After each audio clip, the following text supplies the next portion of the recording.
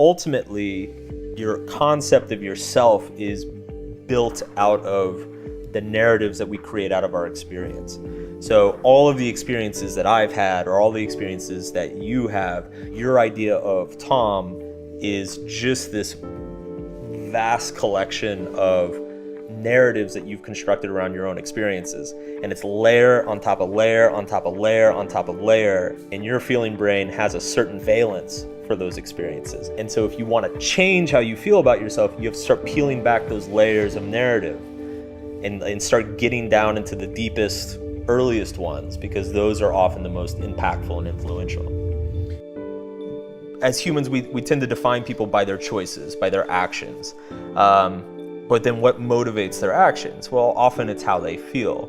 And then what motivates how they feel about certain things, and it's their perception of what's valuable and what's not. And so that's kind of how I drilled down to this idea that essentially what we are is just an aggregation of what we choose to value in this world. If I value money more than anything else, that will come to define me through my actions, my behaviors, what I invest my time and attention into. If I value family, that will define who I am, because everything else will flow from that. Before you can commit to a new value, you kind of have to like try them on. It's like going to a store and trying on a bunch of pairs of clothes. And the way you try on a new value is you need to sit down and visualize, and you can even write it out if you want. But it's like, let's say all I care about is my fleet of boats, and I want to try on a new value, like charity or something. I have to sit down and start asking myself, what would it mean for my life? What would it mean for me as a person if I didn't value those boats anymore? And that's a very hard question. It messes us up, because we realize that a lot of our relationships would probably fall apart. A lot of our business commitments would probably fall apart. A lot of our understanding of ourselves would be shaken up or questioned.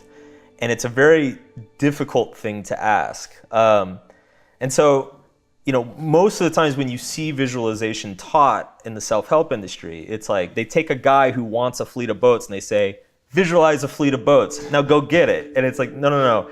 What you need to do is take a guy who wants a fleet of boats and say, visualize not wanting a fleet of boats. What would that say about you? Who would you be if that thing you always desired was not your desire anymore? So I think of our relationship with ourselves as being basically functioning the same way as like our relationship with another human being. So when you lose a part of yourself, so I spent pretty much all my early life wanting to be a musician. That was my ambition. It was my hobby, my passion. It's how I spent all my time. And I went to music school and I just got the shit kicked out of me. And I was like, oh, this is not gonna work anymore. And the process of letting go of that value was very much similar to like a breakup. Like it felt like losing a girlfriend or losing a friendship. Like this thing that gave all this meaning and emotion to my life was now unavailable to me. And whenever you lose something like that, you go through the same emotional process, which is that process of grieving or mourning, because the same way, a breakup leaves you grieving this beautiful thing in your life that no longer exists.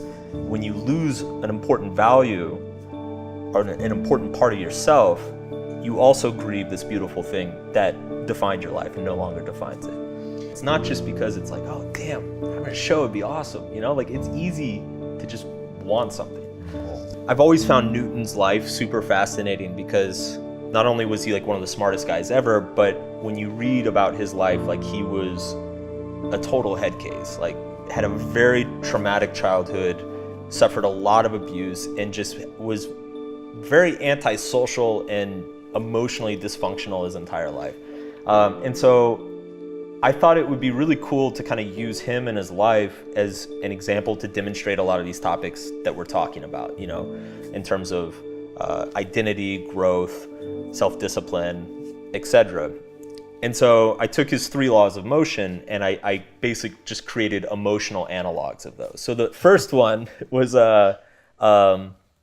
for every action, there's an equal and opposite emotional reaction. And this is basically just the idea that every emotion is simply a response to either pain or the absence of pain. So when you remove pain from life, a positive emotion emerges in reaction, and if you add pain into life, a negative emotion emerges. The second one, if I remember right, was our self-worth equals the sum of our emotions over time. So you could even, you might even say like identity equals our emotions over time. So basically, let's say something traumatic happens in your childhood. That pain early on in your life causes a lot of negative emotions. And one of the things that I talk about is that anytime we feel an emotion, it compels us to do what I call equalizing, which is like if I'm angry at you, I'm going to continue to be angry at you until I either retaliate or you apologize. Like something needs to happen to make that anger go away. There needs to be some sort of like equalization between us. And if there is no equalization, that anger just kind of simmers and sits there forever. And one of the reasons why childhood traumas are so debilitating for people is that essentially these extremely painful experiences occur to our feeling brains while our thinking brains are still undeveloped and don't know how to explain or create meaning around that pain. So let's say something really painful happened to me now, I'd be like, oh, well, he meant well and, shit happens or whatever. But if I'm like a 5-year-old, my explanation for it only gets as far as like, I'm a bad boy, I'm a bad person, and the world hates me. And that will stick because it doesn't get equalized, and it'll stick for the rest of my life. And the problem is that we forget that painful thing happened. So we just kind of go through life with this feeling of inferiority and pain that lingers that we can't really put an explanation to or explain away. And so the process of therapy is basically unraveling a lot of our experiences until we get back to that original experience. And with our adult thinking brain, we can now put meaning to that pain that is helpful to us, essentially. So that's the second law, is that our identity is the sum of our emotions over time. And then the third law is our identity will continue to be our identity until new experience acts against us. So to use the music school example, I was a musician. I would introduce myself as a musician. And then I got to second semester of music school and had my ass handed to me. And suddenly I'm like, oh shit, I'm not a musician anymore, and now I have to go around and it's like, I'm not a musician. I don't know what I am. But it required, there was some new contrary experience that was required to create that shift within me. And this is why identity change, by definition, needs to be painful and uncomfortable. Because if it's not painful or uncomfortable, nothing's changing, nothing's shifting. There might be a perception of a change, but ultimately the only way our values change is that life knocks us on our ass a little bit and causes us to question everything we understand.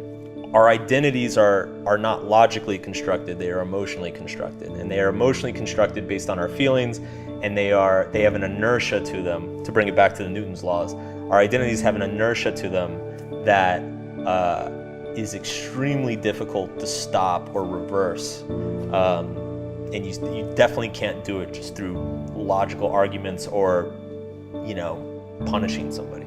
It's just a healthy habit to develop the desire to challenge yourself in every sense, physically, mentally, emotionally. One thing I've definitely started trying to do, especially recently, given like the political climate that's been going on, is I seek out articles and news sources that I disagree with, because I see the bubbles that everybody's in and the tribal lines that everybody's drawing, and I'm horrified by it, but I also want to try my best to not succumb to that myself. And so I read sources, I read books of things I disagree with, and it changes me. It really does. It softens me.